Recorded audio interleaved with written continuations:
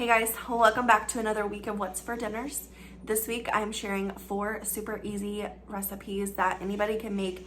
I always have my working moms in mind whenever I am making dinners. I am a working mom myself. I have 2 kids and we live in southern Missouri, so I definitely need easy things to make for my family. And also we are on a budget. We have started the Dave Ramsey budget quite some time ago, and so we just like to keep things short and simple and cheap, and while also trying to incorporate fruits and vegetables in our dinners as well. A little disclaimer, everything is not always with fruits and vegetables, but we do try to do our best. I do have a 5-year-old and a 2-year-old that do not like to eat, so I try to offer, but it doesn't always happen. So anyway, if you want to see what I made for dinner this week, then just keep on watching.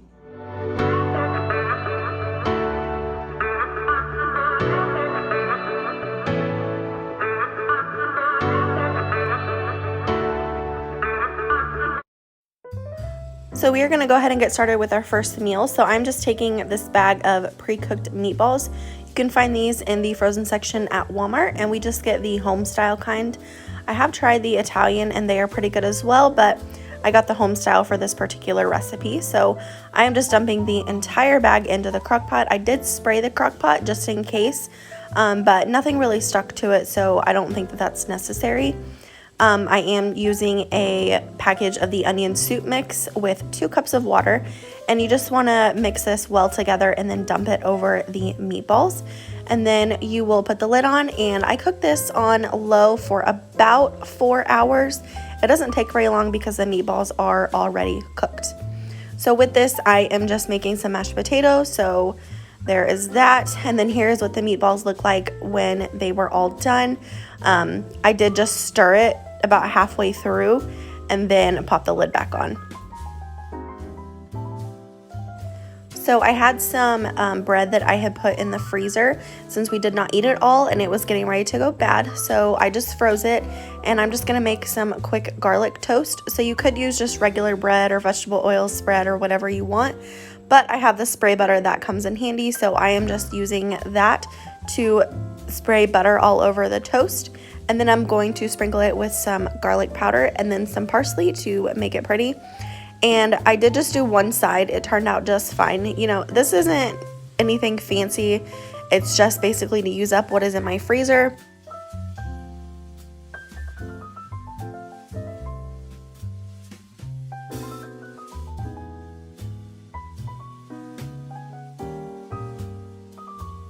So I just baked this garlic bread in the oven on 375 for about 5 minutes, and it turned out perfect. So here's what everything looks like when it is all done. We just served this with some pineapple, some corn, and mashed potatoes.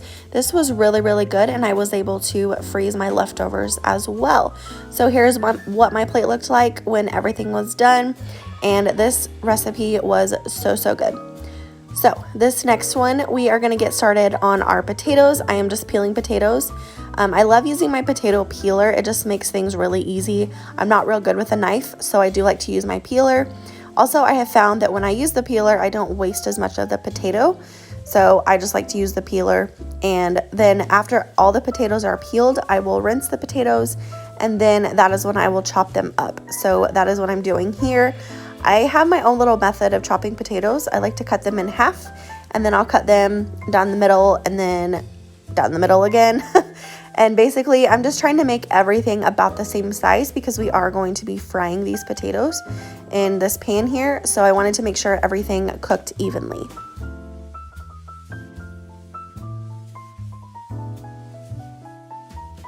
So now that the potatoes are all chopped up, I'm just going to add some olive oil, and then I'm going to season with some seasoning, salt, onion powder, garlic powder, and pepper. I do like to season my potatoes heavily because they just soak all that seasoning up, and you really do need to season your potatoes heavily.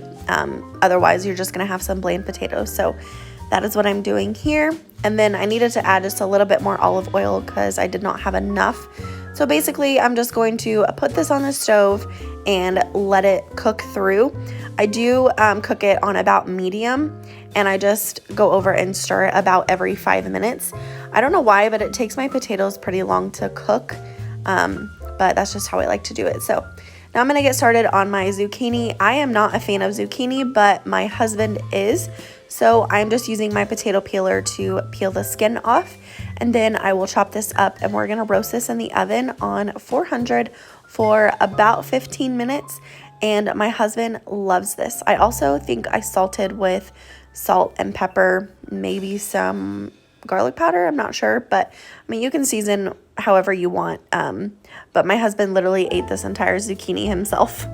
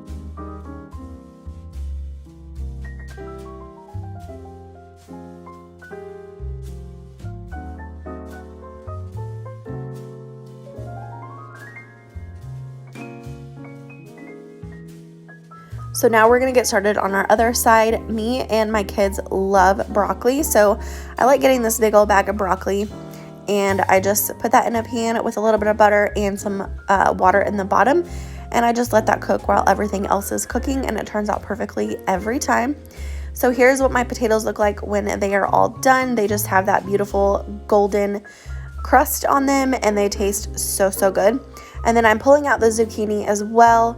I'm just going to add the potatoes to this pan because we're going to be cooking something else in the pan. So this was probably my favorite part of the entire meal. I got these little smokies that have cheddar in them. And let me tell you, my kids destroyed this meal. They love these little smokies. And so I'm basically just heating these through and getting a little bit of a crust on them. And here is what it looked like when everything came together. Doesn't that look so good? Normally we use like smoked sausage, but we wanted to use little smokies this time, and it was definitely a hit. So here's what my husband's plate looked like when it was all done. So next we're gonna get started on our next meal. I had these burger patties in my freezer that really needed to be used up, so I'm just using this for our ground beef this night. So I'm just seasoning with onion powder, garlic powder, salt and pepper like I normally do, and I'm just going to chop this up like I would regular ground beef. And I like to use 85-15, I believe. These burger patties, I feel like they taste just the same. And they're really handy because you can either use them like this or you can use them as burgers, so you don't have to patty your own burgers. So I don't know, I think it was a good investment. This chopper that I'm using, I got this at Walmart for like $4. I know Pampered Chef has one as well, but the Walmart brand did just fine. So now I'm gonna go ahead and add the spaghetti sauce to the pan. Do you guys call this spaghetti sauce, or do you call it like a red sauce, pasta sauce? What do you call this type of sauce in your neck of the woods? We call it spaghetti sauce at my house. So I'm basically just stirring this all together. I'm gonna let all the flavors simmer together while I get started on the rest of the dinner. So here I'm just showing you all of the stuff that is boiling. I've got corn on the cob back there. I am waiting for the noodles to boil, and here's what everything looked like when it was done. Okay, this last meal is just simple tacos. So here I am using the rest of those burger patties, and I did add the seasoning packet before everything was cooked. Sometimes I like to do this just to make sure that all the flavors, meld together. This particular time, I don't know why, but it did not taste as well as it normally does. So I don't know, maybe because I drained the grease or something. Who knows? But I'm basically just cooking that through, draining everything, and then we're going to throw it back in the pan and just leave it in there to heat through while everything else is cooking.